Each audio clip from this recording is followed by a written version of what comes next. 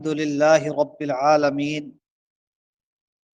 والصلاة والسلام على أشرف الأنبياء والمرسلين وعلى آله وأصحابه أجمعين.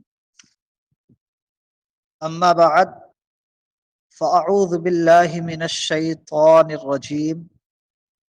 بسم الله الرحمن الرحيم. وقل جاء الحق وزهق الباطل إن الباطل كان زهوقا. وقال الله تعالى لا تعتذروا قد كفرتم بعد ایمانکم. صدق اللہ مولانا العظیم وصدق رسولہ المنعام الکریم. رضیت باللہ ربا وبالاسلام دینا وبمحمد رسولا ونبیا. معزز سامعین کرام، آپ تمام حضرات کا رد دیوبندیت کورس میں خیر مقدم ہے. اس کورس کا بنیادی مقصد یہ ہے کہ آپ حضرات کو دیوبندیت کے بارے میں مکمل طور سے معلومات حاصل ہو سکے کہ یہ فرقہ کب وجود میں آیا، اس فرقے کے اکابر کون ہیں، اس فرقے کے اکابرین کے کیا کارنامے ہیں، اس فرقے کے اکابرین کے کیا عقائد و نظریات ہیں، ان کی کیا گستاخیاں ہیں اور ان کا رد کیسے کیا جائے. یہ تمام چیزیں آپ تمام حضرات کو اس کورس میں جاننے کو ملیں گی. چلیے آغاز کرنے سے پہلے بہتر اور مناسب ہے کہ ہم سب مل کر پیارے آقا و مولا مدینے کے تاجدار، دونوں عالم کے مالک و مختار پیارے آقا حضرت محمد مصطفیٰ صلی اللہ تعالی علیہ وآلہ وسلم کی بارگاہ میں درود و سلام کا نذرانہ عقیدت پیش کریں. آپ سب بھی پڑھ لیجئے. اللہم صلی علی سیدنا و حبیبنا و مولانا محمد وبارک وسلم. صلو علیہ صلاۃ و سلام علیک یا رسول اللہ صلی اللہ تعالی علیہ وسلم. آج جو ہمارا موضوع ہے وہ یہ ہے تاریخ دیوبندیت اور علماء دیوبند کے کارنامے. تو دیوبندیت کس کو کہتے ہیں، اس کی تفصیل کل کے درس میں کی جائے گی. پہلے آج آپ حضرات علماء دیوبند کے کارنامے سماعت کر لیں. جب آپ حضرات آج علماء دیوبند کے کارنامے جان لیں گے تو کل کو آپ حضرات کو دیوبندیت کو سمجھنے میں آسانی ہوگی. تو سب سے پہلے علماء دیوبند کے کارناموں کو جاننا ضروری ہے تاکہ آپ حضرات دیوبندیت کو سمجھ سکیں. بہرحال پھر بھی مختصر سا تعارف یہ کہ دیوبندیت یہ ایک باطل فرقہ ہے جس سے ہمارا بہت دیرینہ اختلاف ہے، اور ہم سنیوں کا، ہم بریلویوں کا اس فرقے سے جو اختلاف ہے، یہ اختلاف بہت سارے لوگ یہ سمجھتے ہیں کہ صرف کچھ چیزوں کے جائز یا ناجائز ہونے میں ہے، حالانکہ ایسا نہیں ہے. یہ اختلاف کن چیزوں میں ہے، اس بات کو دونوں جماعتوں کے اعتبار سے سمجھتے ہیں. تو ہمارے نزدیک بھی یہ اختلاف اس وجہ سے ہے. حضرت علامہ ارشد القادری علیہ الرحمت و رضوان نے اپنی کتاب دعوت انصاف میں 3 وجوہات بتائی ہیں دیوبندیوں سے اختلاف کی. یعنی ہم اہل سنت والجماعت کا دیوبندیوں سے جو اختلاف ہے وہ علامہ ارشد القادری علیہ الرحمت و رضوان نے اس کی 3 وجہ بتائی ہیں کہ 3 وجہوں سے ہمارا اختلاف ہے۔ پہلی وجہ تو یہ بتائی ہے کہ یہ دیوبندی اور ان کے اکابر علماء ہمارے آقا و مولا حضرت محمد مصطفیٰ صلی اللہ تعالی علیہ وسلم کی گستاخی کرتے ہیں، اس وجہ سے ان سے ہمارا اختلاف ہے۔ دوسری وجہ یہ ہے کہ یہ بہت ساری ضروریات دین کے منکر ہیں، اور انہوں نے ایسے عقائد و نظریات وضع کیے ہیں جو ضروریات دین کے خلاف ہیں، جن میں ضروریات دین کا انکار ہوتا ہے، انبیاء کرام، اولیاء کرام وغیرہ کی توہین ہوتی ہے۔ اور تیسری وجہ ان سے اختلاف کی یہ ہے کہ جو معمولات اہل سنت ہیں، میلاد، سلام وغیرہ، تو اس سب کو دیوبندی حضرات حرام، ناجائز، بدعت وغیرہ کہتے ہیں۔ ان 3 وجہوں سے ہمارا ان سے اختلاف ہے، یہ ہمارا موقف ہے ہم اہل سنت والجماعت کا۔ اور دیوبندی حضرات بھی یہی کہتے ہیں کہ اختلاف کیوں ہے، تو اس کو جاننے کے لیے آپ سمجھیے، دیوبندی جماعت کے ایک مولوی منظور سنبھلی، یہ اپنی کتاب فیصلہ کن مناظرہ کے صفحہ نمبر 5 پر لکھتا ہے، یہ لکھتا ہے شاید بہت سے لوگ ناواقفی سے یہ سمجھے ہوئے ہیں کہ میلاد و قیام، عرس و قوالی، فاتحہ و تیجا، 10واں و 20واں، 40واں و برسی وغیرہ رسوم کے جائز و ناجائز اور بدعت و غیر بدعت ہونے کے بارے میں مسلمانوں کے مختلف طبقوں میں جو نظریاتی اختلاف ہے، یہی دراصل دیوبندی اور بریلوی اختلاف ہے، مگر یہ سمجھنا صحیح نہیں ہے۔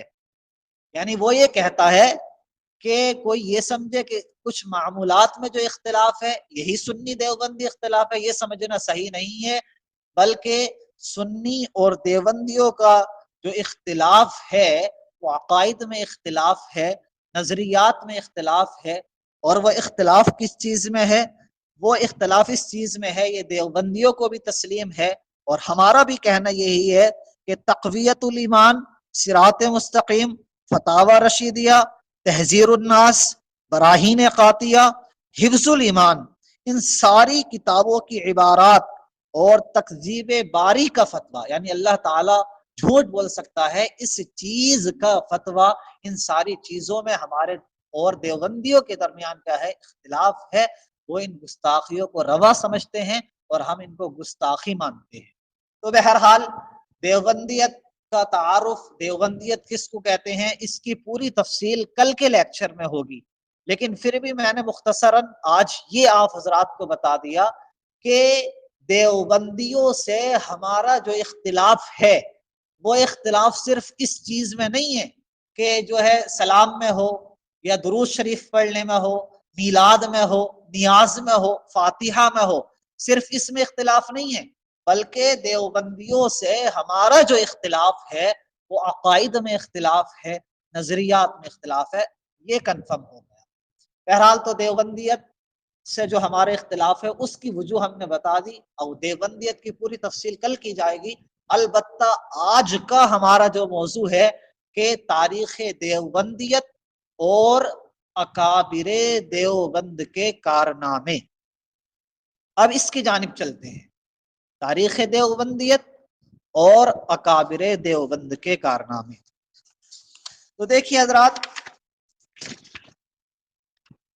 ان کی تاریخ یہ ہے کہ یہ فرقہ جو شروع ہوا ہے یہ سن 1240 ہجری میں شروع ہوا ہے۔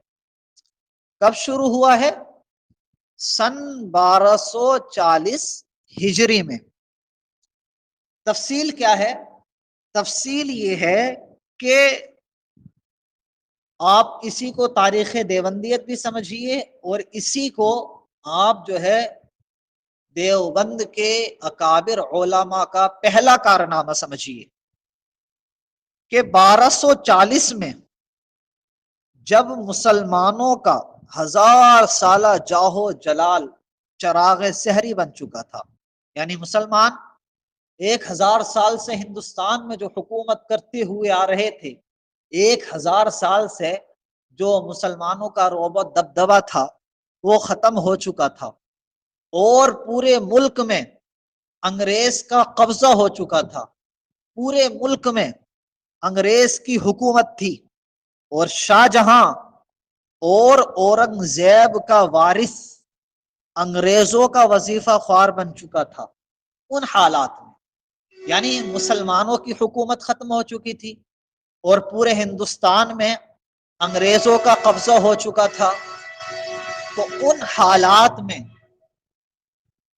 ضرورت تھی اس بات کی کہ دین و ملت بچانے کے لیے نہ صحیح، کم از کم عزت کی زندگی گزارنے کے لیے ہندوستان کے مسلمان متفق اور متحد ہو کر اپنی بچی کچی توانائیوں کو، اپنی بچی کچی طاقتوں کو اکٹھا کر کے انگریز کے خلاف جنگ کرتے۔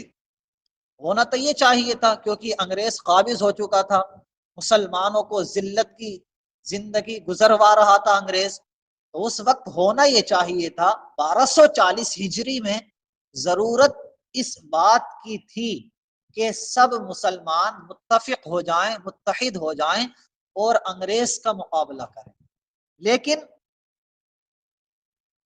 دیوبندی جماعت کے امام الطائفہ مولوی اسماعیل دہلوی نے اپنے آباء و اجداد کے اثر و رسوخ سے غلط فائدہ اٹھاتے ہوئے مسلمانوں کو آپس میں لڑانے کی نیت سے تقویت الایمان کتاب لکھی۔ یعنی اسماعیل دہلوی نے 1240 میں مسلمانوں کو لڑانے کی نیت سے تقویت الایمان لکھی۔ اب اس کی دلیل کیا ہے؟ تو اس کی دلیل یہ ہے کہ ارواح ثلاثہ جو کتاب ہے اس کے صفحہ نمبر 81 پر خود اسماعیل دہلوی کا یہ بیان موجود ہے۔ اسماعیل دہلوی کہتا ہے، وہ کہتا ہے، اس کا قول میں اب بتا رہا ہوں، وہ کہتا ہے کہ میں نے یہ کتاب، یعنی وہی تقویت الایمان کے بارے میں کہتا ہے کہ میں نے یہ کتاب لکھی ہے اور میں جانتا ہوں کہ اس میں بعض جگہ ذرا تیز الفاظ آ گئے ہیں اور بعض جگہ تشدد بھی ہو گیا ہے، مثلا ان امور کو جو شرک خفی تھے شرک جلی لکھ دیا ہے۔ ان وجوہ سے مجھے اندیشہ ہے کہ اس کی اشاعت سے سورش ضرور ہوگی، گو اس سے سورش ہوگی مگر توقع ہے کہ لڑ بھڑ کر خود ٹھیک ہو جائیں گے۔ یعنی ارواح ثلاثہ میں یہ اسماعیل دہلوی کا خود کا بیان موجود ہے، وہ خود یہ بتانا چاہتا ہے کہ تقویت الایمان جو میں نے لکھی ہے تو اس میں نے جو ہے جو باتیں شرک خفی تھی، شرک خفی دراصل گناہ کبیرہ کو کہا جاتا ہے، جیسے ریاکاری اس کو شرک خفی کہا گیا ہے، تو کہہ رہا ہے کہ شرک خفی کو میں نے شرک جلی لکھ دیا ہے، یعنی گناہ کبیرہ کو میں نے جو ہے شرک لکھ دیا ہے، اور کہہ رہا ہے کہ میں نے یہ جو کام کیا ہے اس سے ضرور مسلمان آپس میں لڑیں گے بھیڑیں گے، مگر یہ امید ہے کہ لڑ بھیڑ کر ایک ہو جائیں گے۔ تو 1240 میں اس نے یہ کارنامہ انجام دیا، اور کیا کیا؟ اور اس کتاب میں اور اپنی دوسری کتابوں میں اسماعیل دہلوی نے انبیاء کرام، اولیاء اعظام کی توہین کی، سارے جہاں کے مسلمانوں کو کافر و مشرک کہا، وہ بھی معمولی نہیں بلکہ ابو جہل کے برابر۔ ٹھیک، اب اس کے کیا کیا کفریات لکھے اس نے 1240 میں یا اس کے بعد کتاب لکھے، سب سے پہلے اس نے کیا کارنامہ انجام دیا، تو اس کے چند کفریات ہم آپ حضرات کے سامنے پیش کر رہے ہیں۔ اس نے ایک حدیث کا ترجمہ کیا اسماعیل دہلوی نے، پھر حدیث کا ترجمہ کیا کیا؟ حدیث کا ترجمہ یہ ہے، اس نے یہ لکھا ترجمے میں، پھر اللہ آپ، یعنی اللہ خود ہی، اللہ آپ ایسی ایک باؤ کا مطلب ہوا، ایسی ایک باؤ بھیجے گا کہ سب اچھے بندے کہ جن کے دل میں تھوڑا سا بھی ایمان ہوگا مر جاویں گے، اور وہی لوگ رہ جائیں گے کہ جن میں کچھ بھلائی نہیں۔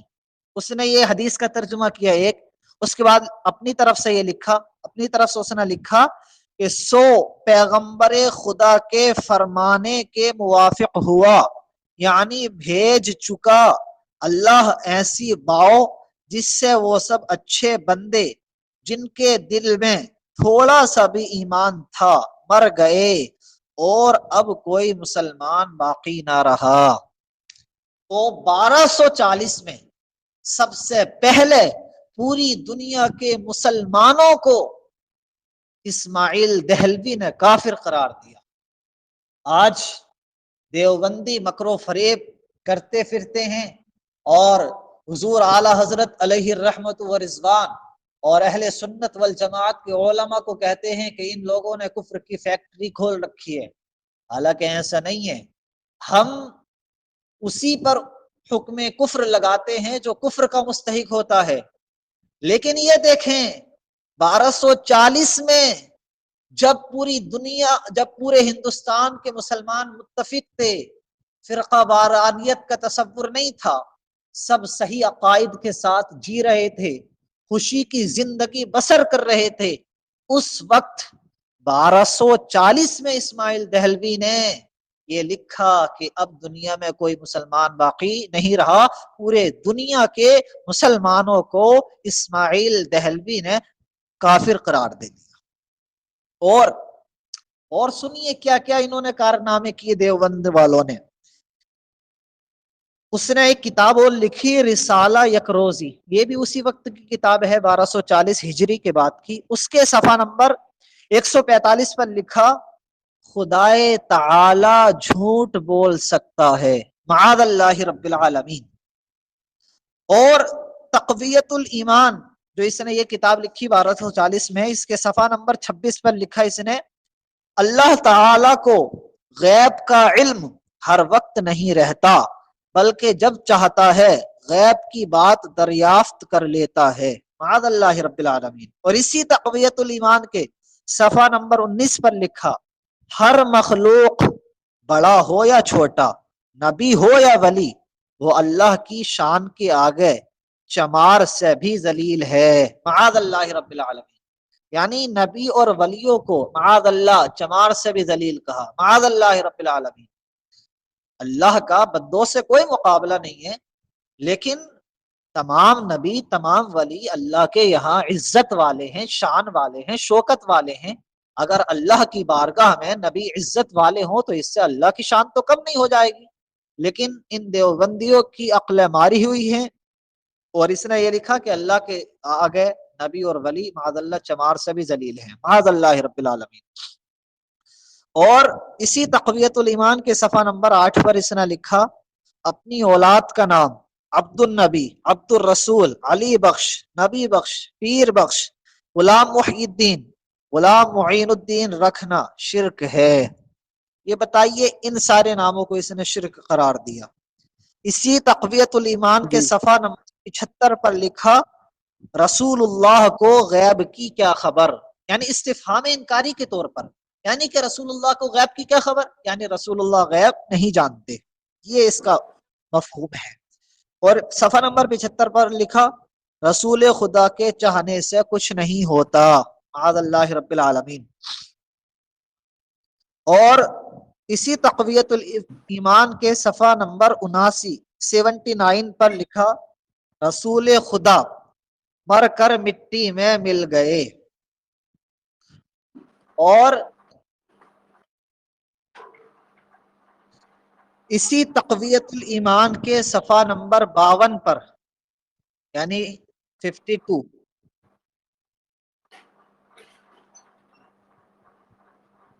ہاں تو صفحہ نمبر 52 کے تقویت الایمان پر لکھا جس کا نام محمد یا علی ہے وہ کسی چیز کا مختار نہیں، معاذ اللہ رب العالمین۔ اور صراط مستقیم جو اسماعیل دہلوی کی کتاب ہے اس میں لکھا رسول اللہ کا خیال نماز میں لانا اپنے بیل اور گدے کے خیال میں ڈوب جانے سے بدرجہ بدتر ہے، معاذ اللہ رب العالمین۔ اور تقویت الایمان کے صفحہ نمبر 78 پر لکھا اولیاء و انبیاء اور امام زادہ پیر و شہید یعنی جتنے اللہ کے مقرب بندے ہیں وہ انسان ہی ہیں اور بندے عاجز اور ہمارے بھائی، مگر اللہ نے ان کو بڑائی دی، وہ بڑے بھائی ہوئے، یعنی معاذ اللہ رب العالمین۔ یہ دیوبندیوں کا سب سے پہلا امام انبیاء کو اپنا بڑا بھائی بتاتا ہے، معاذ اللہ رب العالمین۔ تو بہرحال 1240 میں مسلمانوں کو لڑانے کی نیت سے اسماعیل دہلوی نے تقویت الایمان لکھی اور یہ ساری کتابیں لکھی، اور ان میں یہ سارے کفریات لکھے جو ابھی ہم نے بیان کی، ٹھیک ہے۔ اب ان عبارتوں سے اسماعیل دہلوی کی جو خواہش تھی وہ پوری ہوئی، اور تقویت الایمان کے شائع ہوتے ہی دہلی میں آگ لگ گئی۔ اس وقت کے تمام اکابر حتیٰ کہ اسماعیل دہلوی کے چچا زاد بھائی مولانا محمد موسیٰ صاحب اور مولانا مخصوص اللہ صاحب نے بھی اسماعیل دہلوی کا شدید رد کیا، اور اس کے چچا زاد بھائی مولانا محمد موسیٰ صاحب نے سوال و جواب ایک کتاب اور ایک کتاب حجت العمل فی ابطال الحیل لکھی اس کے رد میں، اسماعیل دہلوی کے رد میں۔ اور اس کے چچا زاد بھائی مولانا مخصوص اللہ صاحب نے معید الایمان رد تقویت الایمان کتاب لکھی، اور استاد الحکمہ والمتکلمین امام المنطق والفلسفہ حضرت علامہ فضل حق خیر آبادی علیہ الرحمت و رضوان نے تحقیق الفتوی فی ابطال التغوی کتاب لکھی اس اسماعیل دہلوی کے رد میں، اور امتناع نظیر بھی اس کے رد میں کتاب لکھی۔ اور اس وقت کے سارے علماء دہلی نے بالاتفاق مولوی اسماعیل دہلوی کی تکفیر کی۔ تحقیق الفتوی میں مسند الوقت علامہ فضل حق خیر آبادی علیہ الرحمت و رضوان نے لکھا، حضرت نے لکھا، فرماتے ہیں اس اسماعیل دہلوی کا کلام بلا شبہ بارگاہ الہی کے مقربین کے سردار انبیاء، ملائکہ، اصفیاء، مشائخ اور اولیاء کرام صلی اللہ علیہ وآلہ وسلم کی تنقیص شان پر مشتمل ہے اور استخفاف پر دلالت کرتا ہے۔ اس بیہودہ کلام کا قائل از روئے شریعت کافر اور بے دین ہے اور ہرگز مسلمان نہیں ہے، اور شرعاً اس کا حکم قتل اور تکفیر ہے۔ یہ 1240 میں جب اسماعیل دہلوی نے تقویت الایمان لکھی تو اس کے بعد حضرت علامہ فضل حق خیر آبادی نے یہ فتویٰ دیا، اور آپ کے فتوے کی تصدیق جو ہے مفتی صدر الدین صاحب، مولانا شاہ احمد سعید مجددی صاحب، مولانا مخصوص اللہ صاحب، مولانا محمد موسیٰ صاحب، ان تمام حضرات نے کی۔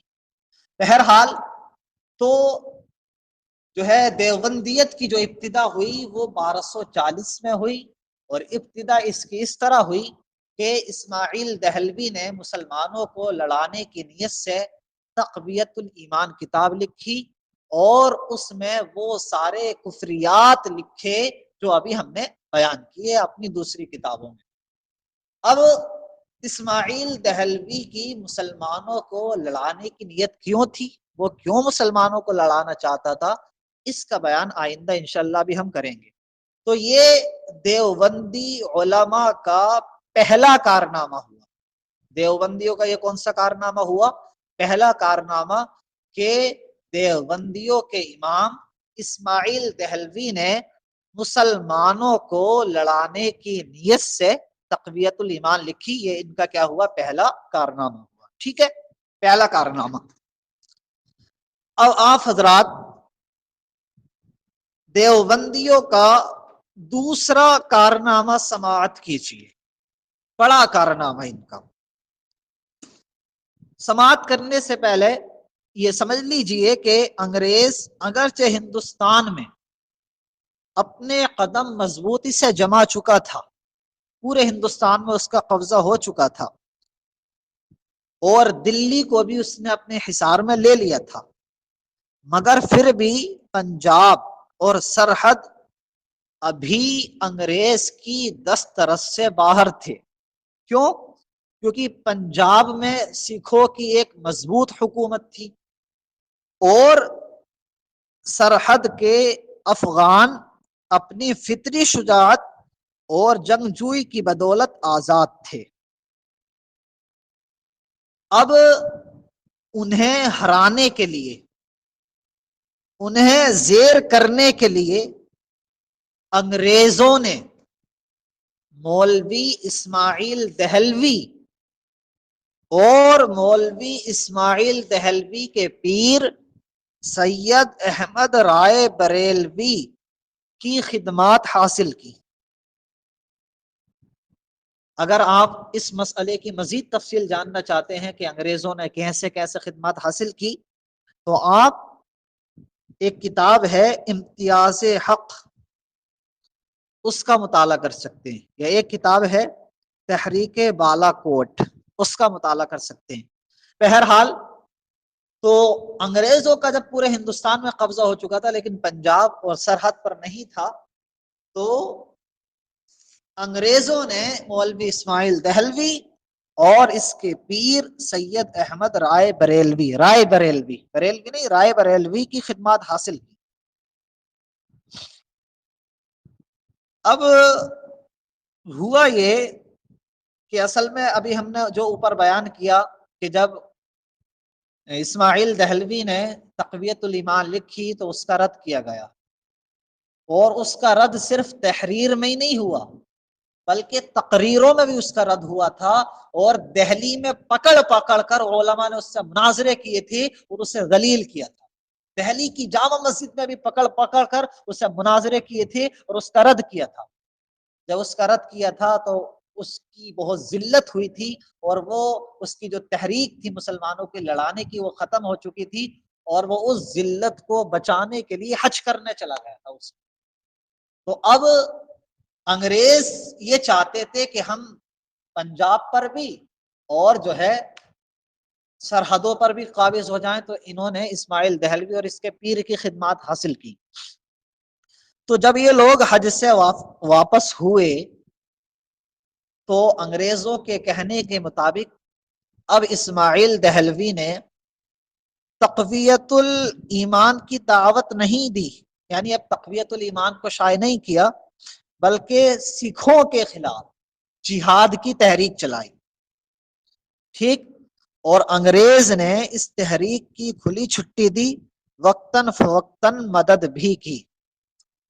اب آپ یہاں یہ دیکھیں کہ انگریزوں کی حکومت اس وقت نئی نئی آئی تھی، اور انگریز جانتے تھے کہ ہم نے مسلمانوں سے حکومت ابھی چھینی ہے، اگر انہیں تھوڑا سا بھی موقع ملا تو یہ ہمارے خلاف بغاوت کر دیں گے اور ہمارے خلاف جنگ میں لگ جائیں گے. تو انگریز مسلمانوں کو اکٹھا ہونے ہی نہیں دینا چاہتے تھے، انہیں لڑانا چاہتے تھے، اسی لیے تقویت الایمان لکھی گئی تھی اور مسلمانوں کو لڑایا گیا تھا. لیکن اسماعیل دہلوی کو اور اسماعیل دہلوی کے پیر کو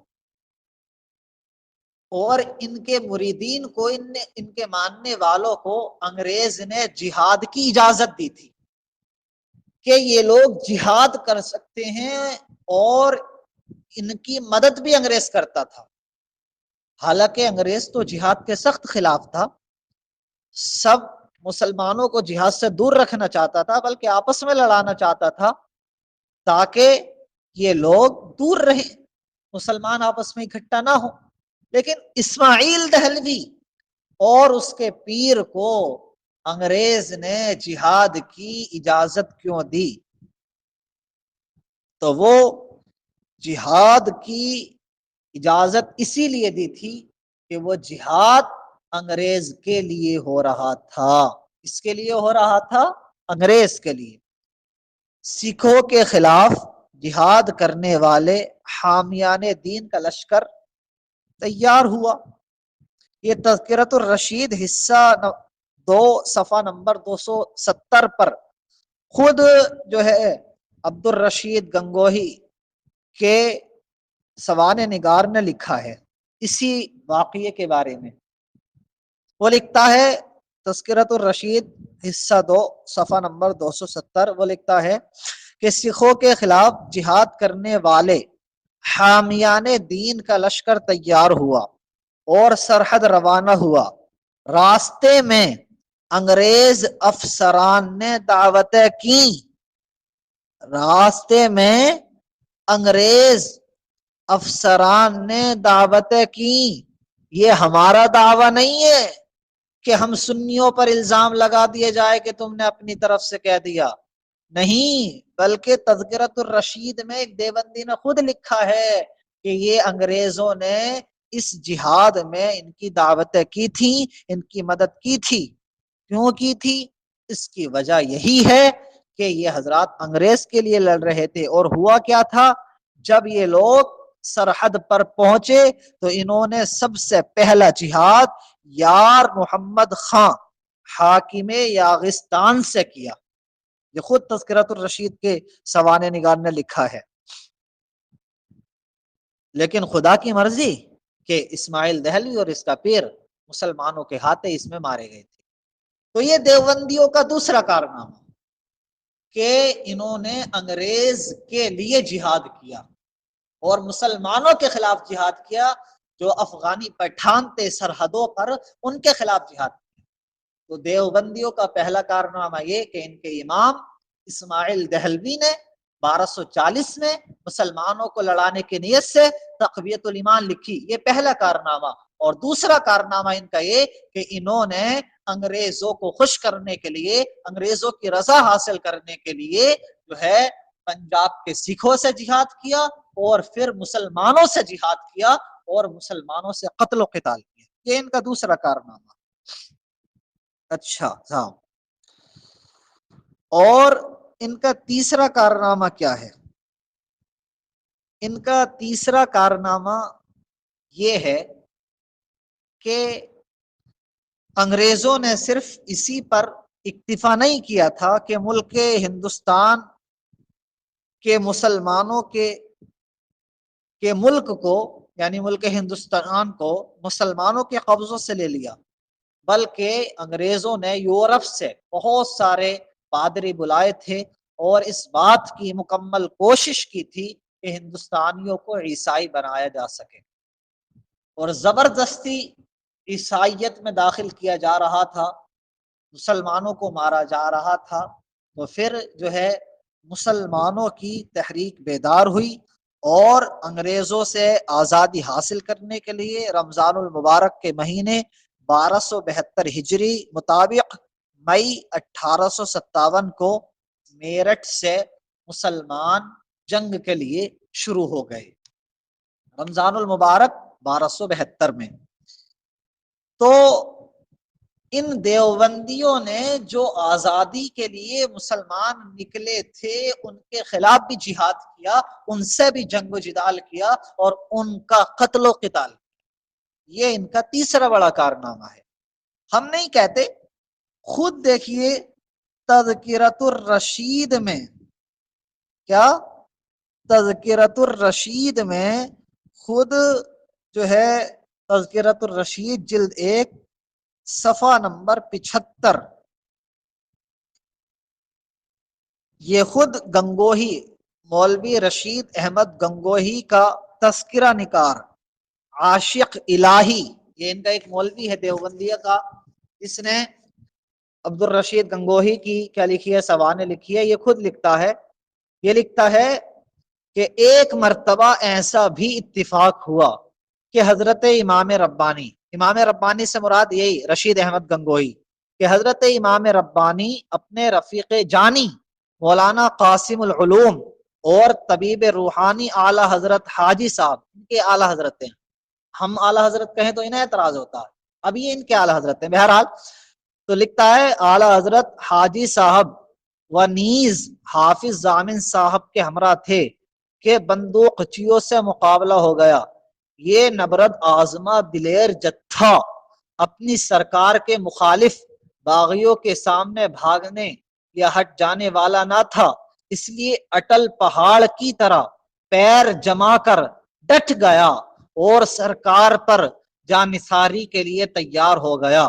اللہ رے شجاعت و جوا مردی کہ جس ہولناک منظر سے شیر کا پتا پانی اور بہادر سے بہادر کا زہرہ آب ہو جائے، وہاں چند فقیر ہاتھوں میں تلواریں لیے چمبے غفیر بندوقچیوں کے سامنے ایسے جمے رہے گویا زمین نے پاؤں پکڑ لیے ہوں، چنانچہ آپ پر فیریں ہوئی اور حضرت حافظ ضامن صاحب زیر ناف گولی کھا کر شہید ہوئے۔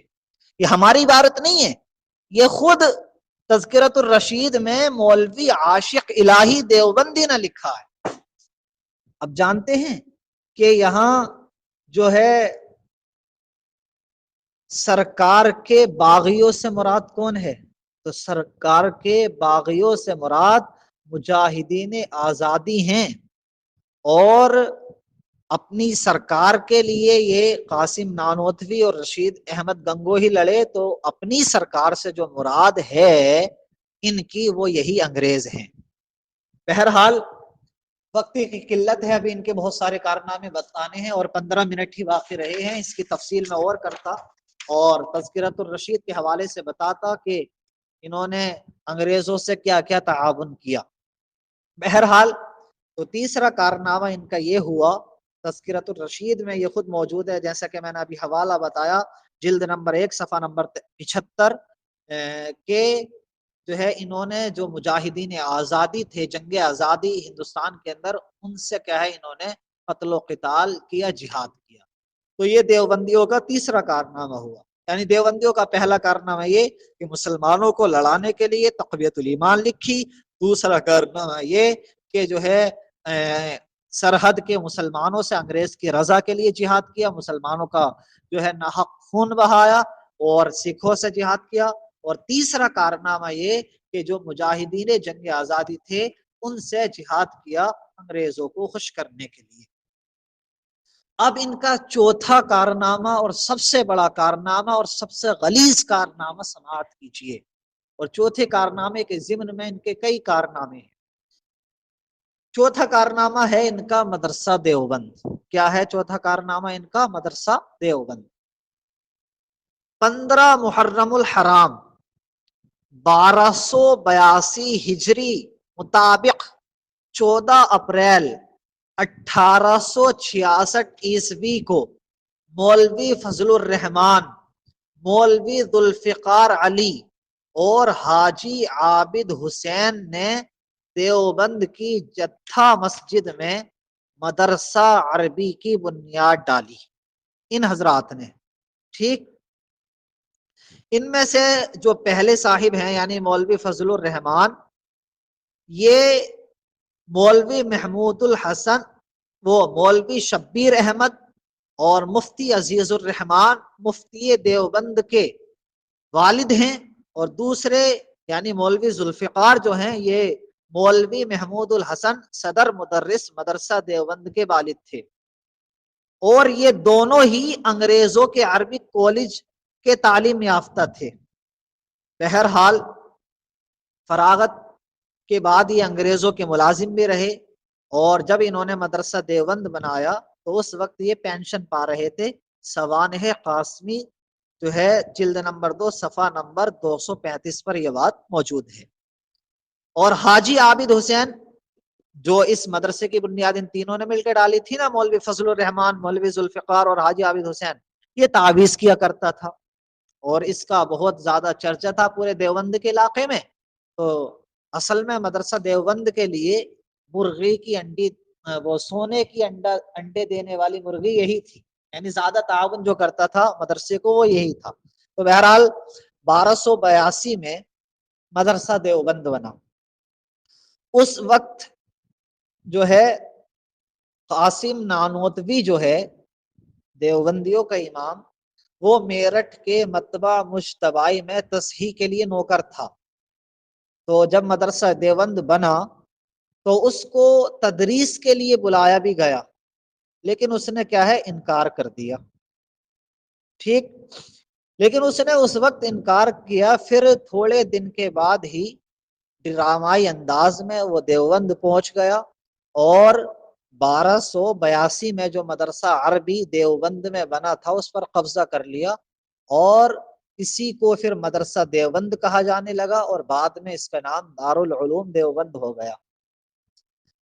پھر قاسم نانوتوی نے یہ کارنامہ انجام دیا کہ اس دیوبند کو اپنی جانب منسوب کر لیا، یعنی مدرسہ دیوبند قاسم نانوتوی نے ہی بنایا ہو، اس چیز کو اپنی جانب منسوب کر لیا، اور یہ بات اتنی مشہور کر دی گویا کہ اب پوری دنیا یہی جانتی ہے کہ دارالعلوم دیوبند جو دیوبندیوں کا ادارہ ہے یہ قاسم نانوتوی نے بنایا ہو۔ حالانکہ جیسا کہ ابھی ہم نے آپ حضرات کو بتایا سوانح قاسمی کے حوالے سے کہ سوانح قاسمی میں یہ لکھا ہوا ہے کہ مدرسہ دیوبند جو ہے وہ دوسرے حضرات نے اس کی بنیاد ڈالی تھی، مگر ان حضرات نے یہ اتنا مشہور کر دیا کہ گویا کہ اسماعیل وہ قاسم نانوتوی نے یہ مدرسہ بنایا ہو۔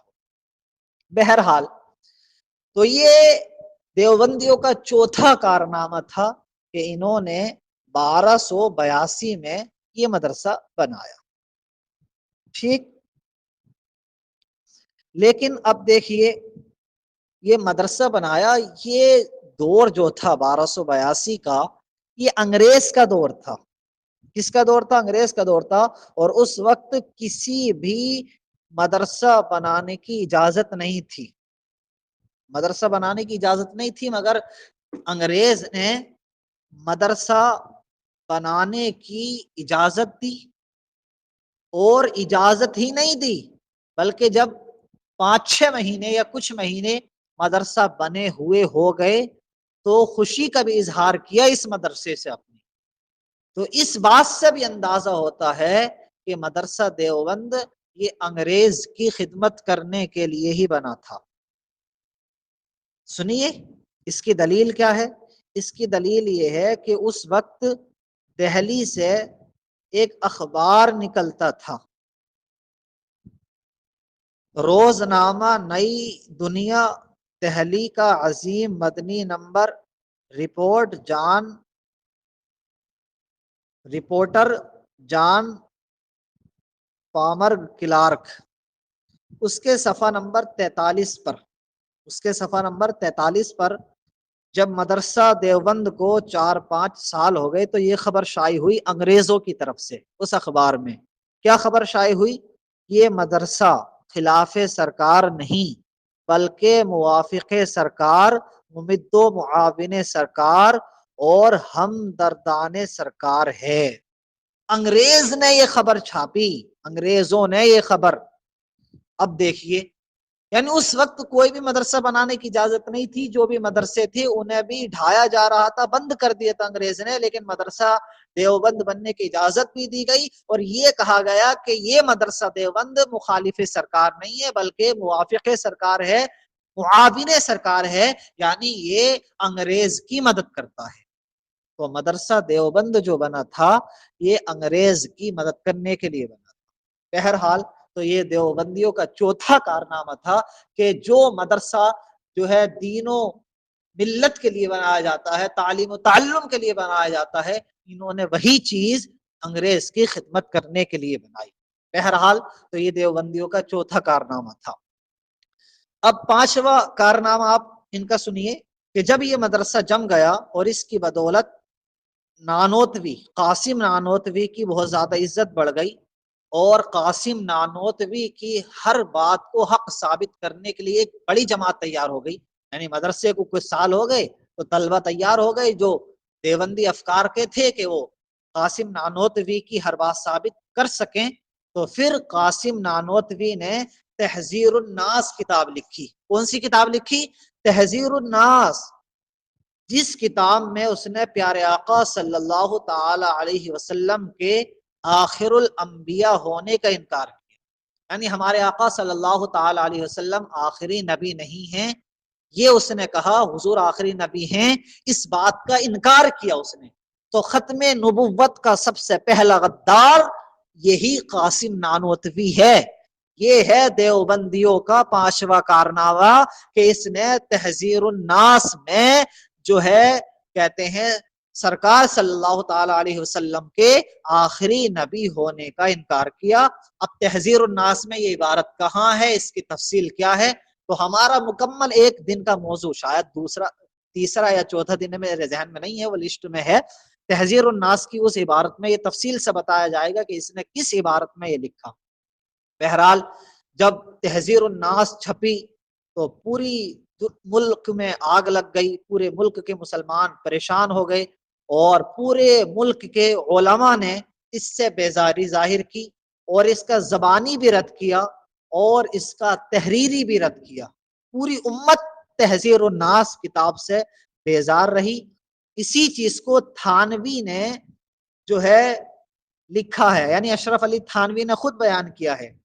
الافادات الیومیہ ایک کتاب ہے، اس کے جلد نمبر 4 صفحہ نمبر 540 پر ہے. کیا اشرف علی تھانوی کہتا ہے کہ جس وقت مولانا نانوتوی صاحب نے تحذیر الناس لکھی، کسی نے ہندوستان بھر میں مولانا کے ساتھ موافقت نہیں کی بجز مولانا عبدالحی کے، یعنی کسی نے بھی موافقت نہیں کی، اور یہ مولانا عبدالحی یہ خود ایک دیوبندی تھا تو اس نے موافقت کی. تو بہرحال پانچواں کارنامہ یہ تھا کہ مولوی قاسم نانوتوی نے تحذیر الناس کتاب لکھی، اور اس کتاب کے اندر اس نے پیارے آقا صلی اللہ تعالی علیہ وسلم کے آخری نبی ہونے کا انکار کیا. پانچواں کارنامہ دیوبندیوں کا. چھٹا کارنامہ ان کے علماء کا سنیے، تفصیل نہیں ہے ورنہ تحذیر الناس کے بارے میں تھوڑا سا کلام کر دیتا. چلیے جب تحذیر الناس والا موضوع آئے گا تبھی اس پہ تفصیل کریں گے. چھٹا کارنامہ ان کا یہ ہے کہ براہین قاطعہ، تحذیر الناس پر مسلمانوں میں جو بے چینی تھی وہ ختم بھی نہیں ہوئی تھی کہ 1303 میں رشید احمد گنگوہی نے براہین قاطعہ لکھی، اور اپنے نام سے نہیں بلکہ اپنے ایک مرید خلیل احمد امبیٹھی کے نام سے چھپوائی. جس کتاب میں اس نے سارے معمولات کو جو اس وقت پوری دنیا کے مسلمانوں میں رائج تھے، شرک، بدعت، حرام، گناہ کہا، بلکہ یہاں تک جرأت کا مظاہرہ کیا کہ میلاد مبارک کو کنہیا کے جنم کے سونگ سے تشبیہ دی. براہین قاطعہ کے صفحہ نمبر 154 پر ہے یہ بات. اور فاتحہ کے وقت کھانے پر قرآن مجید کی آیت اور سورتیں پڑھ کر فاتحہ دینے کو وید پڑنت کہا اس نے. یہ بھی جو ہے براہین قاطعہ صفحہ نمبر جو ہے 79 پر ہے. اور اس نے اللہ رب العزت کے لیے امکان کذب کا قول بھی براہین قاطعہ میں کیا. یہ بات صفحہ نمبر 21 پر ہے. اور یہی نہیں بلکہ براہین قاطعہ کے صفحہ نمبر 51 پر اس نے شیطان لعین کے علم ناپاک کو حضور اکرم صلی اللہ علیہ وسلم کے علم سے زیادہ وسیع مانا. چھٹا کارنامہ ان کا سب سے اہم جو یہ ہے، براہین قاطعہ میں بہت ساری گستاخیاں ہیں لیکن سب سے اہم چیز یہ ہے کہ ان دیوبندیوں کے مولوی رشید احمد گنگوہی نے جو کتاب براہین قاطعہ لکھی، چھپی وہ خلیل احمد امبیٹھی کے نام سے، اس میں شیطان کے علم کو پیارے آقا صلی اللہ علیہ وسلم کے علم سے زیادہ مانا. اس کی بھی تفصیل ہم کریں گے. اس کا پورا ایک ہمارا مکمل لیکچر ہے کہ یہ کیسے کیسے ہے، کیسے کیسے براہین قاطعہ لکھی گئی اور اس میں کیا کیا توہین کی گئی. تو بہرحال چھٹا کارنامہ یہ رہا. اور جو ہے پھر براہین قاطعہ کی جو ہے پورے ہندوستان میں مخالفت ہوئی، اور اس وقت جو ہے یہ خلیل احمد امبیٹھی جو ہے ریاست بھاولپور میں رہتا تھا اور سنی بنا ہوا تھا، تو اس کا رد ہوا، اس سے مناظرہ ہوا اور دیوبندی مناظرہ ہارے۔ اس کی پوری تفصیل ہے، وقت نہیں بچا ورنہ میں اس کی اور تفصیل کرتا۔ بہرحال تو جب یہ کتاب لکھی گئی تو اس وقت جو ہے مناظرہ ہوا، اور اس مناظرے میں جو ہے حکم صاحب جو تھے وہ حضرت مولانا شاہ غلام فرید صاحب رحمت اللہ علیہ تھے۔ انہوں نے یہ فیصلہ دیا، یہ یعنی خلیل احمد امبیٹی وغیرہ وہابی ہیں اور اہل سنت سے خارج ہیں، ٹھیک۔ اور اس کے نتیجے میں خلیل احمد امبیٹی کو ریاست بھاولپور سے نکال دیا گیا تھا۔ تو بہرحال ان کا چھٹا کارنامہ یہ تھا کہ انہوں نے براہین قاطعہ لکھی اور اس کے اندر حضور کے علم کو شیطان کے علم سے کم بتایا، شیطان کے علم کو زیادہ بتایا، معاذ اللہ رب العالمین۔ ساتواں کارنامہ یہ کہ ابھی تحذیر الناس اور براہین قاطعہ کی لگائی ہوئی آگ بجھی نہیں تھی کہ رشید احمد گنگوہی نے یہ فتویٰ دیا کہ وقوع کذب کے معنی درست ہو گئے، وقوع کذب کے معنی درست ہو گئے، اور یعنی کہ اللہ رب العزت جھوٹ بول چکا۔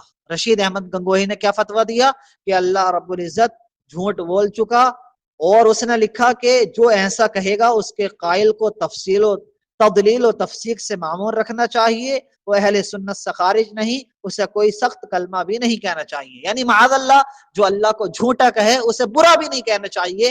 یہ فتویٰ دیا رشید احمد گنگوہی نے۔ اب اس کی کیا دلیل ہے؟ اس کی بھی ہم پوری تفصیل جو لیکچر ہمارا ہوگا، چھٹا لیکچر علماء دیوبندی کے کفریات، اس میں کریں گے ہم انشاءاللہ۔ تو یہ ان کا ساتواں کارنامہ۔ پھر ان دیوبندیوں کا آٹھواں کارنامہ یہ کہ یہ سارے جو بھڑکتی ہوئی آگے لگی ہوئی تھی، یہ پرانی جو ہم نے ذکر کی، تحذیر الناس، براہین قاطعہ، وقوع کذب کا فتویٰ، ان سب کی جو بھڑکتی ہوئی آگے تھی یہ ختم نہیں ہوئی تھی کہ اشرف علی تھانوی نے ایک کتاب حفظ الایمان لکھی، اور حفظ الایمان کے اندر اشرف علی تھانوی نے پیارے آقا صلی اللہ تعالی علیہ وسلم کے علم کو بچوں، پاگلوں، جانوروں کے علم سے تشبیہ دی، معاذ اللہ رب العالمین، یا پھر حضور کے علم کو بچوں، پاگلوں، جانوروں کے علم کے برابر بتایا۔ تو یہ جو ہے ان حضرات کا وہ آٹھواں کارنامہ تھا، ٹھیک۔ پھر ان حضرات کا نواں کارنامہ بھی ہے، 10واں کارنامہ بھی ہے، لیکن جو ہمارا وقت تھا وہ پورا ہو گیا ہے، اس لیے اب اسی پر اکتفا کیا جاتا ہے۔ اگر کبھی وقت ملا تو انشاءاللہ اس کی اور تفصیل کی جائے گی۔ آپ حضرات اب مختصر میں سنیے، مختصر یہ کہ جو ہے سب سے پہلا کارنامہ یہ کہ مولوی اسماعیل دہلوی نے 1240 میں جو ہے کہتے ہیں تقویت الایمان لکھی مسلمانوں کو لڑانے کے لیے سے، اور اس میں بہت سارے کفریات، شرکیات، عقیدے بیان کیے۔ دوسرا کارنامہ یہ کہ جو ہے اسماعیل دہلوی اور اس کا پیر و مرشد جو ہے مسلمانوں سے انگریزوں کو راضی کرنے کے لیے اس نے مسلمانوں سے جہاد کیا۔ تیسرا یہ کہ قاسم نانوتوی اور رشید احمد گنگوہی نے انگریزوں کو خوش کرنے کے لیے مجاہدین جنگ آزادی سے جہاد کیا۔ چوتھا کارنامہ یہ کہ انہوں نے انگریز کی خدمت کرنے کے لیے، انگریز کو خوش کرنے کے لیے مدرسہ دیوبند قائم کیا۔ پانچواں کارنامہ یہ کہ قاسم نانوتوی نے تحذیر الناس لکھی اور اس میں حضور صلی اللہ علیہ وسلم کے آخری نبی ہونے کا انکار کیا۔ چھٹا کارنامہ یہ کہ جو ہے کہتے ہیں رشید احمد گنگوہی نے براہین قاطعہ لکھی اور چھپائی خلیل احمد امبیٹی کے نام سے، اور اس میں جو ہے حضور صلی اللہ علیہ وسلم کے علم کو شیطان کے علم سے کمتر بتایا۔ ساتواں کارنامہ یہ کہ رشید احمد گنگوہی نے یہ فتویٰ دیا کہ اللہ رب العزت جھوٹ بول چکا، اور جو ایسا کہے اللہ رب العزت کو جو جھوٹا کہے اسے برا بھی نہیں کہنا چاہیے، معاذ اللہ رب العالمین۔ آٹھواں کارنامہ ان کا یہ کہ اشرف علی تھانوی نے حفظ الایمان لکھی، اور اس میں اس نے حضور کے علم کو بچے، پاگل اور جانوروں کے علم جیسا کہا، معاذ اللہ رب العالمین۔ اس کے علاوہ علماء دیوبند کے ایسے بہت سارے کارنامے ہیں جو کفریات اور شرکیات اور فریب پر مشتمل ہیں۔ تو اس سب سے یہ ثابت ہوا کہ دیوبندیت کی تاریخ جو ہے وہ 1240 ہجری سے یہ شروع ہوئی ہے، اور ان کے جو بڑے بڑے علماء ہیں وہ کون ہیں؟ وہ قاسم نانوتوی ہے، وہ سب سے پہلے تو اسماعیل دہلوی ہے، قاسم نانوتوی، رشید احمد گنگوہی، خلیل احمد امبیٹھی، اشرف علی تھانوی، اور اس کے علاوہ ان کے بہت سارے علماء ہیں جس کو ہم چھٹے لیکچر میں بتائیں گے کہ کیا کیا ان کے کفریات ہیں۔ تو بہرحال یہ تھی پوری دیوبندیت کی تاریخ اور علماء دیوبند کے کارنامے اور ان کے کفریات کہ جن کے سبب اہل سنت والجماعت کا ان سے اختلاف۔ تو بہرحال وقت کی قلت ہے، ورنہ تو اس موضوع پر بہت ساری تفصیل کی جا سکتی ہے کہ ان کے کیا کیا کارنامے ہیں۔ بہرحال ان حضرات کے یہ کارنامے بیان کر دیے گئے، اب جو ہے ان کی بھی تفصیل ایک ایک کر کے ان کا رد کیا جائے گا۔ کل سے ان کا اس اعتبار سے رد ہوگا کہ انگریز کی جو انہوں نے خدمت کی تھی اس کا رد، باقی جو رد ہیں جیسے جیسے موضوع آتے جائیں گے، دن آتے جائیں گے، اس کو بیان کیا جائے گا انشاءاللہ۔ اللہ رب العزت کی بارگاہ میں دعا ہے کہ اللہ تعالی اس ہماری کاوش کو اپنی بارگاہ میں قبول فرمائے اور ہم سے اس میں جان بوجھ کر یا بھول کر جو بھی غلطی ہوئی ہو اس سب کو معاف فرمائے، اور تمام اہل سنت والجماعت کو ان دیوبندیوں سے، ان کے مکر و فریب سے، ان کے کفریات سے بچائے، ہم سب کا ایمان سلامت رکھے، ہم سب کا خاتمہ ایمان پر فرمائے، اور ہم سب کو مسلک اعلی حضرت پر قائم رکھے، مسلک اعلی حضرت کو تا قیامت سلامت رکھے، آمین بجاہ النبی الامین صلی اللہ تعالی علیہ وسلم۔ الحمدللہ ہمارا یہ لیکچر پورا ہوا، اور وقت بھی 5 منٹ زیادہ ہو گئے، 50 منٹ کا تھا، 10 منٹ سوال جواب کے لیے تھے، لیکن اب 4-5 منٹ باقی ہیں، تو آپ حضرات کمنٹ سیشن میں جا کر